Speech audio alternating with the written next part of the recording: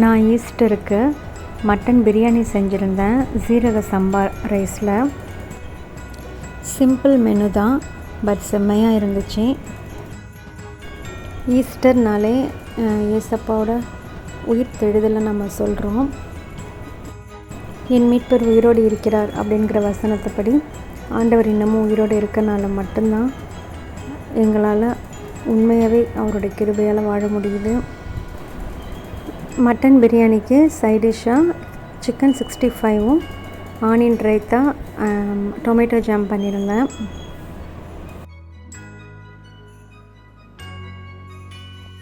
சீரக சம்பா ரைஸ் வந்து ஒரு 3/4 கிலோ எடுத்திருந்தேன். மட்டனும் ஒரு 3/4 கிலோ எடுத்திருந்தேன்.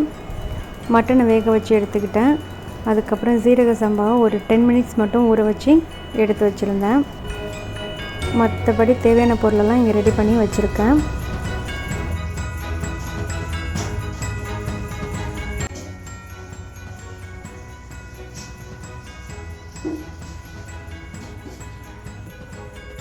எப்போதும் குக்கரில் மட்டும்தான் பிரியாணி செய்வேன். இப்போ ஒரு 6 பேருக்கு செய்கிறனால நான் ஒரு அகலமான பாத்திரத்தில் பிரியாணி செஞ்சேன். 11 ஸ்பூன் அளவுக்கு எண்ணெய் ஊற்றிக்கிட்டேன். அதே ஸ்பூனில் ஒரு 4 ஸ்பூன் அளவு நெய்யும் ஊற்றிக்கிட்டேன். பிரியாணிக்கு தேவையான ஸ்பைசஸ் எல்லாத்தையும் போட்டுக்கிட்டு அதோட ஒரு ஸ்பூன் சோம்பையும் இதில் சேர்த்து போட்டுட்டேன். 4 பெரிய வெங்காயத்தை ஸ்லைஸாக கட் பண்ணி வச்சுருந்தேன். இப்போ அதையும் இதில் சேர்த்துக்கிட்டேன். கண்ணாடி பதம் வர வரையும் நல்லா வதக்கிட்டே இருந்தேன்.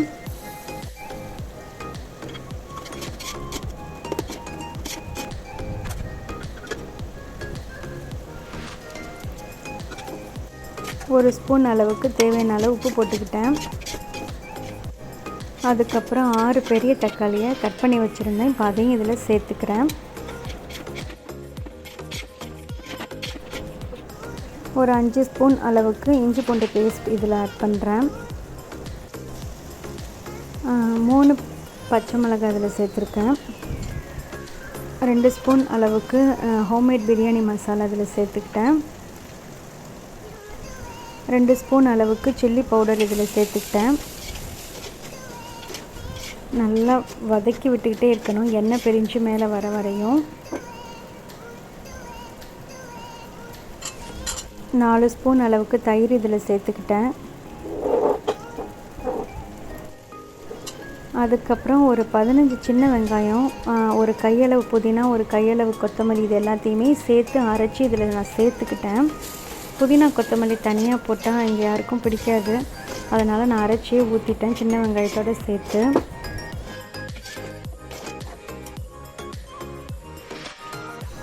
மட்டனை ஒரு 5 விசில் வச்சு நான் வேக வச்சு நான் எடுத்து வச்சுருந்தேன். இப்போ மட்டன் சூப் இதில் வந்து ஒரு பவுல் அளவுக்கு நான் இதில் ஊற்றுறேன். இப்போ ஒரு 1/2 பவுல் அளவுக்கு நான் இதில் தண்ணி ஊற்றிருக்கேன்.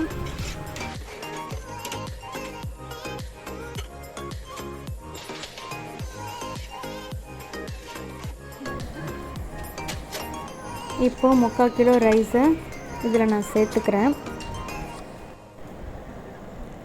பொதுவாக 1 கிளாஸ் ரைஸ்க்கு 1.5 கிளாஸ் தண்ணி இதில் சேர்த்துக்கணும். நான் இந்த மெஷர்மெண்ட்டில் தான் இப்போ தண்ணி ஊற்றிருக்கேன். இப்போது கொதி வந்ததும் நான் தட்டு வச்சு மூடிட்டேன்.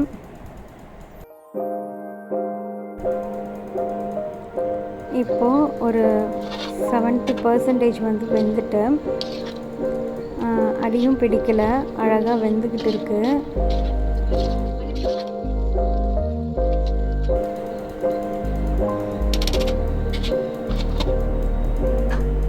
இப்போ பிரியாணி ரெடி ஆகிட்டு ஸ்டவ்வும் ஆஃப் பண்ணிவிட்டு ஒரு 4 ஸ்பூன் அளவுக்கு நெய் இதில் சேர்த்துக்கிட்டேன்.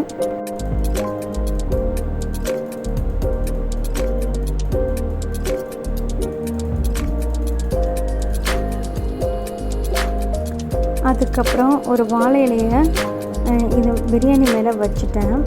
வச்சு ஒரு பிளேட் வச்சு மூடிட்டேன். இப்போது 15 மினிட்ஸ் அப்படியே இருக்கட்டும்.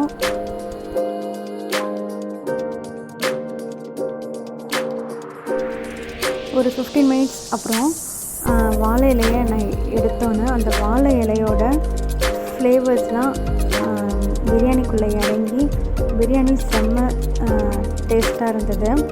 கொஞ்சம் கூட அடி பிடிக்கலை.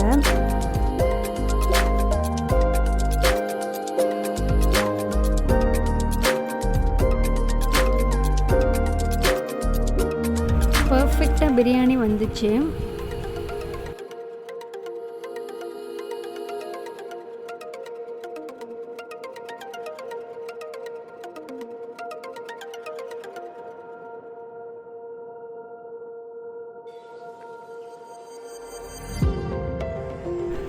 இந்த ஈஸ்டர் பிரியாணி செம்மையாக சூப்பராக இருந்துச்சு.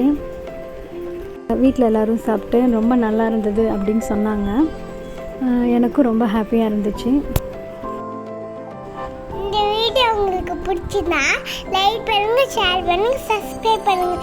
தேங்க்யூ ஃபார் வாட்சிங்.